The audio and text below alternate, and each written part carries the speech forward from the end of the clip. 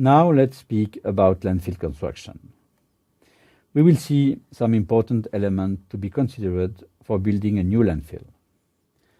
It is usually very difficult to find a new landfill site, especially near the big cities, for different technical and political reasons.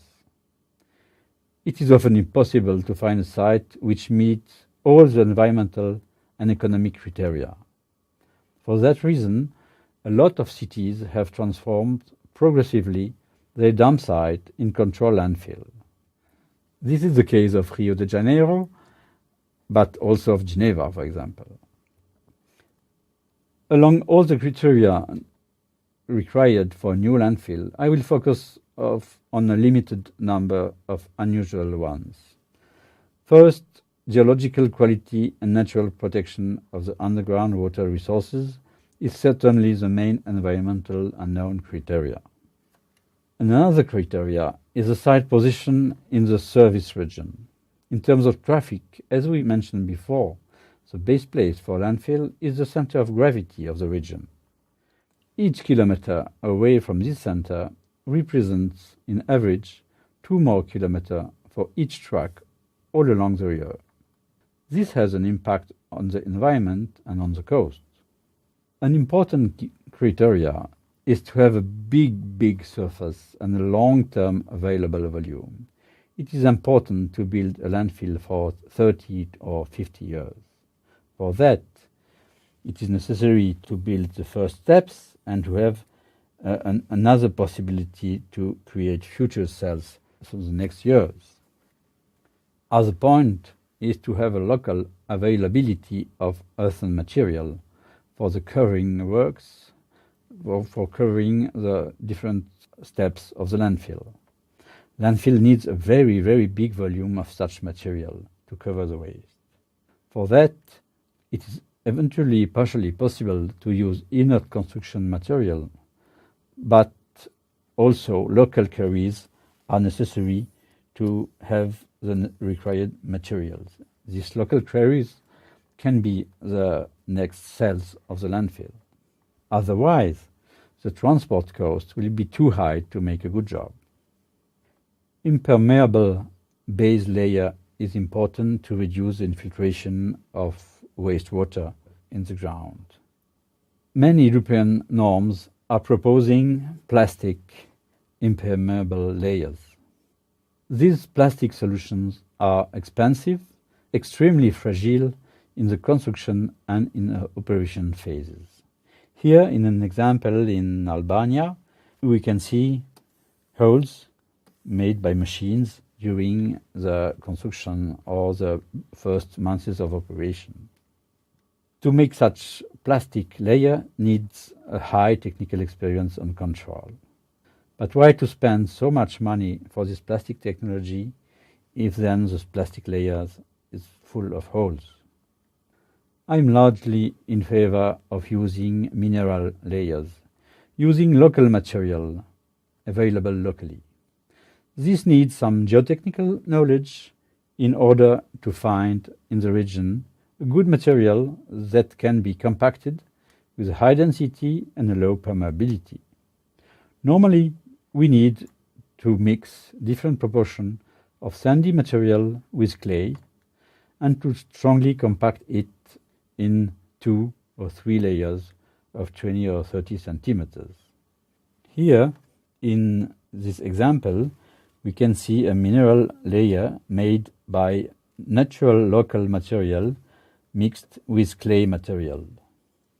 These technologies are not very far from the road construction techniques, and you definitely need a good geotechnical engineer to conduct the operation. But mineral layer will give you a very long-term, good and stable impermeable system. Remember, if we have petrol today, it's due to the impermeable quality of clay. The rainwater flowing through the waste becomes highly polluted. We call that substance the leachate. It is very important to have a very good drainage system of this leachate on the bottom of the waste. Here we have the bottom of the waste with the impervious system, and here the drainage system. This drainage system is important for two reasons. First, the leachate quantity that can flow through in the nature through the impervious layer is directly proportional of the height of the water on the top of the bottom of the landfill. If we have a good drainage, we reduce this height to a very limited level, and then we reduce infiltration in the nature. Second reason, as we mentioned before, the accumulation of water on the bottom of the landfill will increase the risk of instability, and for this reason it's very important to take this water out of the waste. The leachate has generally a high potential of clogging the drainage. To avoid that, the leachate drainage is realized through a continuous drainage layer of 20 or 30 centimeters of pervious material. It is possible to use inert construction waste for that, like bricks or concrete waste. The best is to add drainage tubes with a design allowing a future access from outside for possible control and cleaning of the main tubes.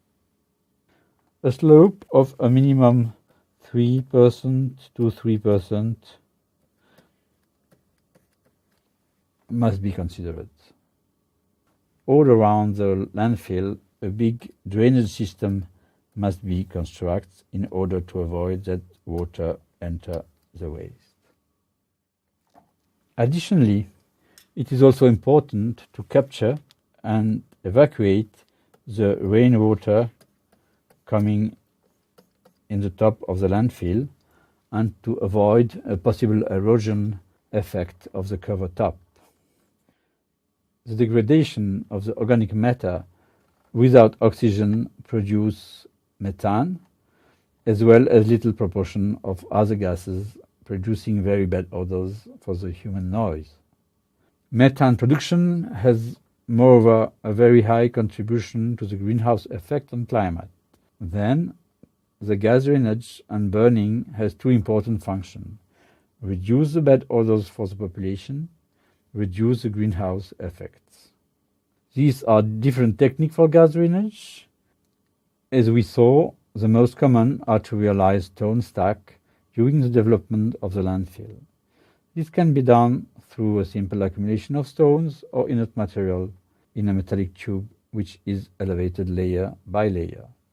The accumulation of stones creates a continuous vertical drainage stack, and the metallic tubes can be used very easily to fire the gas coming from the waste. These gases represent a huge energetic potential. In the second step, the gas can be collected through a pumping system to a motor generator that will produce a continuous production of electricity. These technologies exist and are very efficient. The economic interest of this electricity production is strongly dependent on the price of the electricity. But important to mention is that such system requires a high technology as well for the gas drainage system as for the preventive maintenance of the motor. The design of the tube collecting the gas to the pumping station should be done considering a high settlement of the waste during the life of the landfill. This will create some technical problems, but can be solved. Honestly, the landfill leachate are very difficult to be treated. Usual biological process for urban wastewater have a very limited efficiency on that kind of water. On the other hand, it makes no sense to build and pay an expensive impermeable layer in plastic or mineral at the base of the landfill if the leachate are just collected and then discharged in the environment, downstream the landfill and without treatment. Depending on the climate, the best solution is often to store the drained leachate in a big basin and then to pump it and to recycle it in the waste system.